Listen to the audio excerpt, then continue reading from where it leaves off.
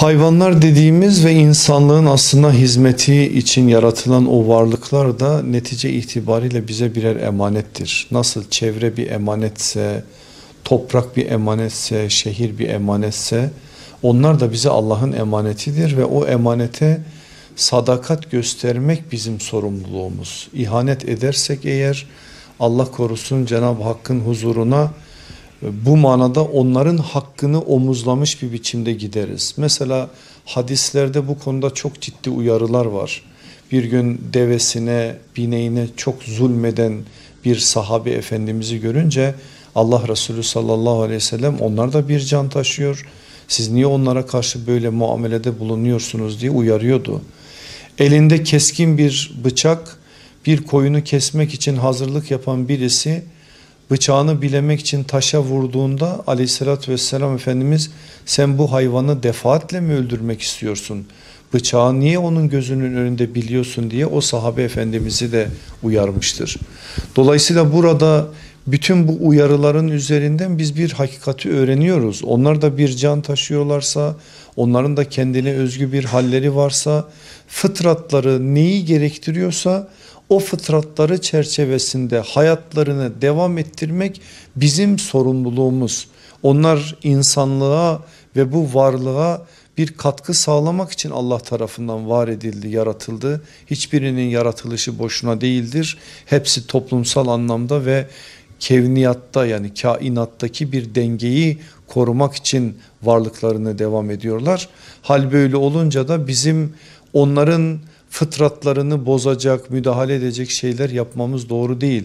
Mesela hayvanların şekillerine müdahale etmek, onların cinsiyetlerine müdahale etmek, onların nesillerini devam ettirme noktasındaki bazı özelliklerine müdahale etmek, bunların hepsi fıtrata müdahaledir. Fıtrata müdahale Allah'ın ayetlerine müdahale etme anlamına gelir. Dolayısıyla bu manada bizim çok ciddi bir biçimde bu konunun üzerinde durmamız lazım. Hiçbir hayvana, hiçbir canlıya, hatta ve hatta bizim İslam anlayışına göre bitkiler, çiçekler, ağaçlar da bir can taşıdığı için onlara bile gereksiz bir biçimde müdahale etme, hayatın dışına itme, onlarla irtibatı farklı bir nazarla tesis etme gibi hakkımız yok. Her biri dediğimiz gibi birer emanet bilinciyle bizim dünyamızda yer almalıdır. Şefkatle, merhametle onlara davranmak gerekir. O merhameti yansıtarak Allah Resulü aleyhissalatü vesselam'dan öğrendiğimiz o evrensel merhameti hayvanların üzerinden de tecelli ettirmek gerekir. Unutmayalım, Peygamberimiz meşhur devesi Kusva'yla bir arkadaş gibi muamelede bulunurdu. Konuşurdu, sohbet ederdi. Uzaklardan geldiği zaman ellerini açar, onu karşılama gibi, sanki bir annenin çocuğuna gelir gibi bir hasretle ona şefkatle muamelede bulunurdu. Kuşu ölen bir sahabe efendimizin gönlünü almak için bir çocuk sahabi, onu teselli etmek için ona gider moral verirdi. Bunun gibi onlarca rivayeti hayatın içerisinde verilmiş örnekler olarak anladığımız zaman bizim hayvanlarla olan münasebetimiz daha doğru bir biçimde tesis etmek durumunda olur. Dolayısıyla bu konuda en duyarlı olması gerekenler Müslümanlardır. Etrafımıza bizim bu hakikatleri çok daha doğru bir biçimde anlatmamız lazım ve insanımızda her geçen gün zayıflayan, uzaklaşılan o merhametsizliğin bir neticesi olarak da onlara zarar verme boyutuna gelen şeylerde de bizim insanlığı bu manada da uyarmamız gerekir. Bu da bir netice itibariyle bir hukuk ve hak meselesidir. Bunun da canlı tutulması adına gayret içerisinde olmamız gerekir.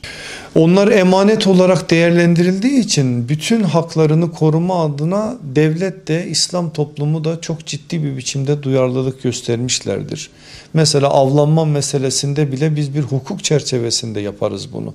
Herkes kendi kafasına göre yapmaz. Onun da İslam fıkhında bir yeri vardır. Etrafımızdaki her türlü şeye karşı bizim o hukuku yansıtma adına bir sorumluluğumuz var. Zaten Müslüman hukuklu yaşayan insandır. İslam fıkhı dediğimiz o temel alan da bu hukuku korumak için gelmiştir. Dolayısıyla bu manada ister yabani olsun ister ehil olsun her hayvanın kendi hayatın içerisinde Allah'ın konumlandırdığı şekliyle bir hakkı vardır. O hakta koruma adına sahiplerine ve o topluma bir yükümlülük yükler. Dolayısıyla bu konudaki duyarlılığı göstermemiz gerekir. Mesela Mekke ve Medine'de bütün bir canlının korunması noktasında uyarılar var. İhramlıyken zaten avlanma yasağı var. Genel anlamda avlanmayla ilgili de bizim fıkıh kitaplarımızda çok ciddi bir geniş malumat var. Bütün bunları topladığınız zaman istediğiniz gibi kafanıza göre bu işi yapamıyorsunuz. Bu işin mecburen fıkhına uyarak hareket etmek zorundasınız. O fıkıh da size bu işin şartlarını, zeminlerini koyuyor. Ama şu var, varlık içerisinde olan hiçbir hayvanın neslini tamamen ortadan kaldırma gibi bir şey yok. Çünkü her biri birer ayet gibidir. Onların ortadan kaldırılması ayetlerin tahrif edilmesi anlamına gelir. Böyle bir durum söz konusu olmuşsa nesillerinin devamiyeti adına belli şeylerin korunması, bazı şeylerin daha farklı bir biçimde tesis edilmesi, sağlanması adına da tedbirler alınır. Dolayısıyla bu konudaki duyarlılık en üst düzeydedir İslam'da.